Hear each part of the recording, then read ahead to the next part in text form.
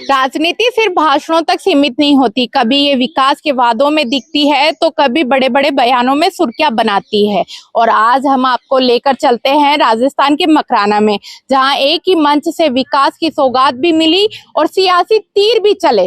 राजस्थान की राजनीति में अपने बेबाक अंदाज के लिए जाने वाले नागौर सांसद और आरएलपी सुप्रीमो हनुमान बेनीवाल शनिवार को मकराना विधानसभा क्षेत्र के दौरे पर रहे और इस दौरे ने विकास और बयानबाजी दोनों को लेकर खासा ध्यान खींचा। दौरे के दौरान सांसद बेनीवाल ने विधायक जाकिर हुसैन गेसावत के साथ कई ग्रामीण इलाकों का दौरा किया और जनता को बड़ी सौगात देते हुए करीब 1 करोड़ 15 लाख रुपए के विकास कार्यों की घोषणा की। इनमें से 65 लाख रुपए के काम ग्रामीण क्षेत्रों के लिए घोषित किए गए, जबकि मकराना शहर में स्थित कब्रिस्तान के विकास के लिए अलग से 50 लाख रुपए देने का ऐलान किया। रात करीब 8:30 बजे अंजुमन कॉलेज में आयोजित कार्यक्रम के सांसद और विधायक का जोरदार स्वागत किया गया। साफा और माला पहनाकर उनका अभिनंदन किया गया, लेकिन ये दौरा सिर्फ घोषणाओं तक सीमित नहीं रहा।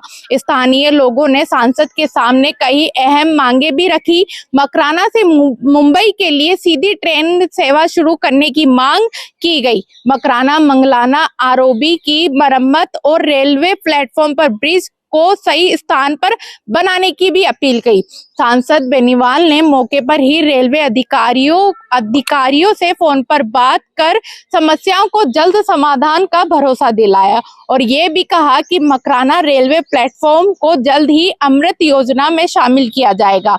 अब बात करते हैं उस बयान की जिसने इस दौरे को और ज्यादा चर्चा में ला दिया। अंजुमन कॉलेज के मंच से सांसद बेनीवाल ने प्रधानमंत्री नरेंद्र मोदी और केंद्र सरकार पर तीखा हमला बोला।